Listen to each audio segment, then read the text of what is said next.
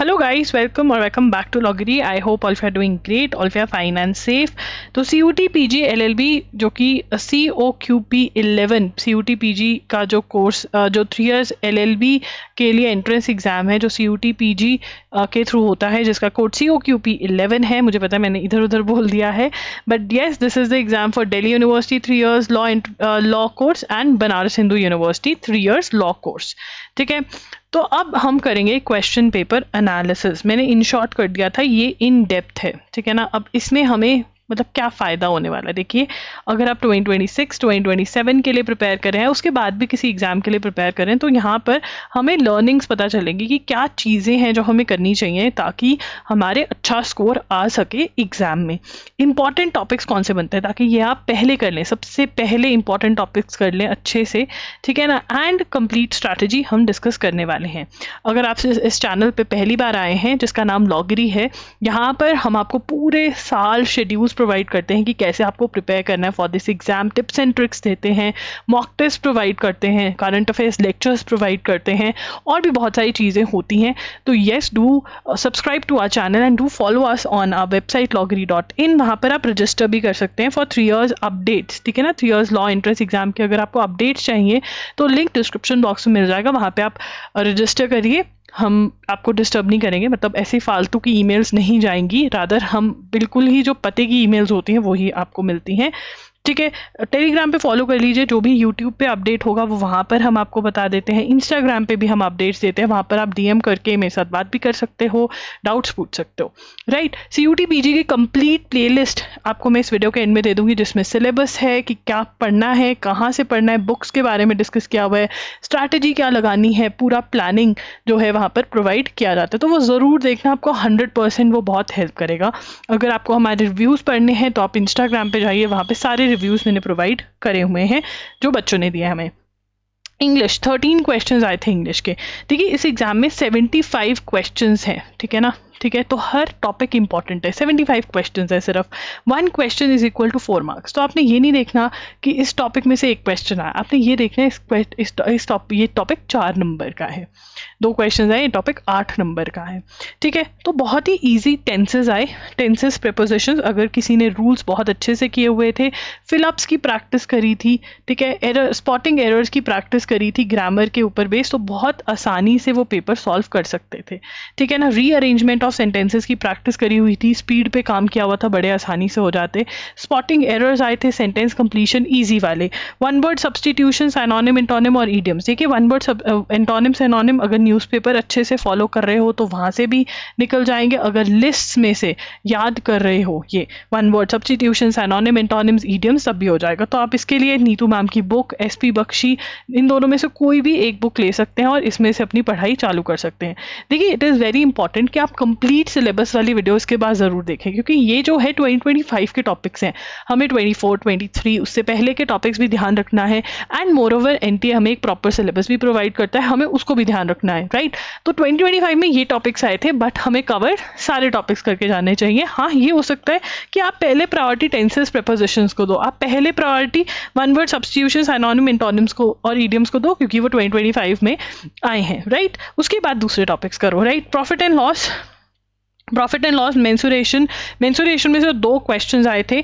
Numbers, ratio, proportion, simple interest, compound interest, age based questions. Again, किसी ने अगर 30 days wonder by S Chand को मतलब 3 से 4 बार सॉल्व किया था, तो हो ही नहीं सकता कि वो ये क्वेश्चंस ना सॉल्व करके आया हो. ठीक है ना. तो आपने यही बुक को मेन मानना है, कोई SCC की बुक कोई कुछ नहीं करना है. ये वाली बुक जैसे 10th की NCERT पी ली थी ना, वैसे ये पी लो. अगर 4 to 5 times each question, each example, जो टॉपिक्स आपको मैंने बताए हुए सिलेबस में वो सॉल्व कर लिया, तो बड़े आराम से आप क्वेश्चंस लगाकर आ सकते थे.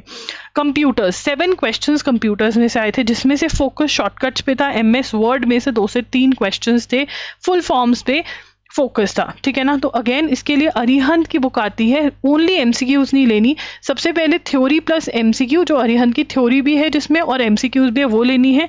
और फिर एक ग्रीन कलर की बुक होती है ओनली MCQ.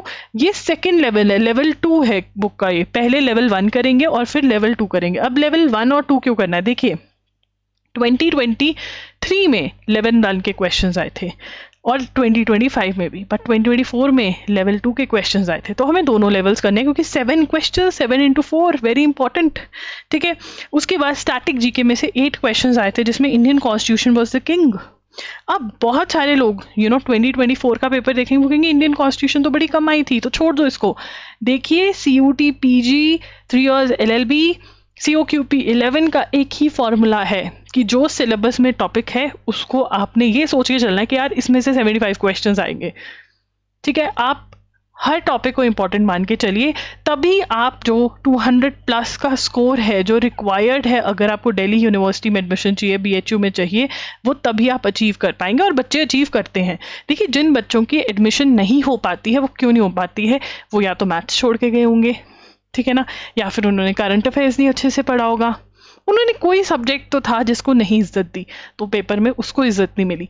ठीक है, हिस्ट्री में से क्वेश्चंस आए थे, ठीक है, रिलीजन में से आए थे, जैनिज्म, रामायण में से क्वेश्चंस आए थे, रामायण में से क्वेश्चंस आए थे, जैनिज्म में से क्वेश्चंस आए थे। तो ये एक नया टॉपिक ऐड हो गया आपके उसमें, नया topic, this was a new topic. ठीक है ना, तो ये आपके सिलेबस में ऐड करना है आपको। ठीक है, बाकी सारे टॉपिक्स भी करने हैं, ये नहीं कि ज्योग्राफी नहीं करके जाओगे, 2025 में ज्योग्राफी नहीं आया छोड़ो, 26 के लिए नहीं करते, नहीं, इज्जत सबको देनी है, कोई भी टॉपिक आ सकता है, राइट। उसके बाद करंट अफेयर्स, देखिए यहाँ पे 10+2 क्यों किया है। अब बहुत सारे बच्चे बोलो बस 10 क्वेश्चंस छोड़ो इसको, नहीं, 40 मार्क्स इज्जत देनी है। 40 मार्क्स का पेपर आपका करंट अफेयर्स में से आया था। द हिंदू बेस्ड क्वेश्चंस थे, जून 2024 से लेकर जिसने मार्च 2025 किया था ना, उसका ही हर एक क्वेश्चन सॉल्व हुआ है। क्योंकि बहुत सारे लोग बोलते हैं कि नहीं नहीं सिर्फ 6 मंथ्स कर जाओ, 7 मंथ्स कर जाओ। मैं तो आपको ये कह रही हूँ भाई कि ठीक है, आने वाले टाइम में अगर 2026 की बात करें तो जून 2025 टू मार्च 2026 करके जाओगे आप, ठीक है, मान ली बात।